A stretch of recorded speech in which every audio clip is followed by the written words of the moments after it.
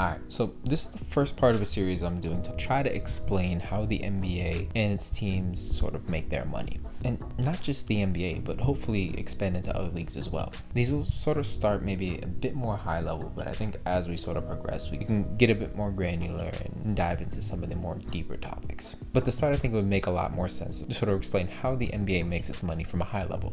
So without further ado, let's jump right in. And before I forget, make sure to like and subscribe below. It's helping me out. I'm just starting out here, so hopefully we can make something happen. So Forbes estimated that last year the NBA had made roughly $8 billion. This is of course an estimate given that the NBA is a private company, right? So public company being something that's available for anyone to be able to invest in on something like the stock market, whereas a private company is privately owned, privately held. It's not open to me, you, and anyone else to be able to own a share of that company.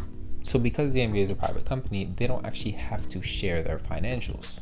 They're not required to, whereas public companies do. But given that there's bits of pieces of data out there, there are actually companies like Forbes, as well as whole companies that are dedicated to figuring out what the value of these private companies are. And the league generally makes money in 4 ways: television rights, sponsorships, merchandising, and ticket sales. These are classified as basketball-related income. TV rights bring in the bulk of the money for these teams and the league. So there's 2 streams of income here: national TV rights and local TV rights. National TV rights are the biggest revenue generator. In 2016, the NBA signed a $24 billion deal with ESPN and TNT for national TV rights to some of their games. This comes out to about $2.6 billion annually that's paid to the NBA. That then gets split into 31 ways. 30 go to the team, 1 go to the league. And it comes out to about $255 million per year per team. The second are local TV rights. That's money made from a local network, say like Root Sports or Fox Sports Cleveland or Spectrum out in LA. They pay for the local rights to televise their team's non-nationally televised games. So while some of the Lakers games might be on ESPN, all of them will be on Spectrum, but only to that local LA market. And so for the Lakers, for example, their contract comes out to $149 million a year. On the other side of the spectrum, you'll find the Grizzlies, who are at the bottom of the league. They get paid $8 million a year. It's a really big gap between the teams, right? The Lakers make almost 17 times the revenue from their TV rights deal than the Grizzlies. So yeah, it really does pay to be in a big market. It'd be a real shame if Seattle got a team. Real shame. The second and third way that the NBA and their teams make their money are through sponsorships and merchandising. This includes stuff like naming the arena, advertisements on the court, and jersey sponsorships or patches, among other things. On the jersey, you'll generally see 2 sponsorships. The first is the Nike logo, who in 2017 paid $1 billion to be the official sportswear company of the NBA. The second logo is a team-specific logo, so similar to your local TV rights that are negotiated on a per-team basis. Those range anywhere from $5 million a year to $20 million a year. The third form of basketball-related income is from tickets and arena sales, so stuff like the actual ticket, as well as hot dogs, parking, etc., etc. There's a firm out in Chicago called Team Sports Marketing that calculates what they call a fan cost index, or FCI, which estimates the cost of taking a family of 4 to an NBA game. They estimated that last season the average FCI for the league was $430. So let's put that all together. The Knicks, believe it or not, last year actually brought in the most revenue across the league. The Warriors came in a close second. That was at $440 million last year. Let's take a look at them with a bit more detail. Their situation's a bit more fun than the Knicks. I couldn't find a comprehensive breakdown of all the revenue streams, again, because a lot of this information is private, but there are some bits and pieces out there that we can fill in.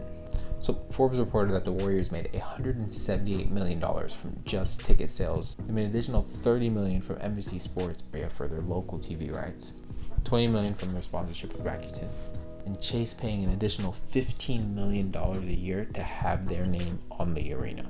Let's compare them to another team that we mentioned earlier, the Memphis Grizzlies. They're the lowest valued team in the league. They raked in only $224 million last year, which is less than half of what the Warriors brought in. $9 million in their local TV rights. From ticket sales and gate receipts, they brought in $20 million versus the $178 million that the Warriors brought in. They make roughly $5 million a year off the jersey patch, and another $4.5 million a year for the naming rights to their arena. What a difference, right? But that's not even the worst of it. Back in 2017 was the first time the Grizzlies hadn't made the playoffs in almost a decade. And that year, as a result of missing the playoffs, they actually lost $40 million, meaning they were only able to be profitable if the team was successful enough to make the playoffs every year. Now, the NBA is a flourishing league, and they can't really afford to have teams losing $40 million a year. No one's going to want to own a team if that's the case. And you can't just move all the teams to major markets because, well, that dilutes those markets and they end up becoming less profitable. So you have to come to a compromise. In this case, the NBA institutes what they call revenue sharing, which is exactly what it sounds like.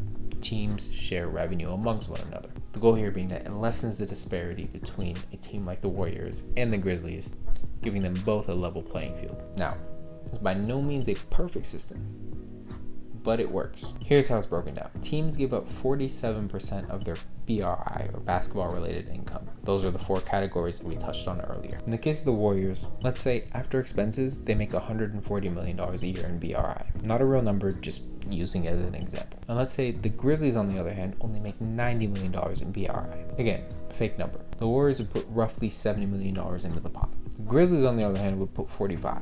So between the two teams, this would average out to about $58 million a year. In this scenario, the Warriors would lose $12 million of the $70 million that they put in. The Grizzlies would make an additional $13 million. Now, again, if all 30 teams were to do this, and I actually had the accurate numbers, this would look a lot different. But you get the point. But in the case of 2017, where the Grizzlies lost $40 million, they made back $32 million as a result of the revenue sharing, lowering their losses to only $8 million.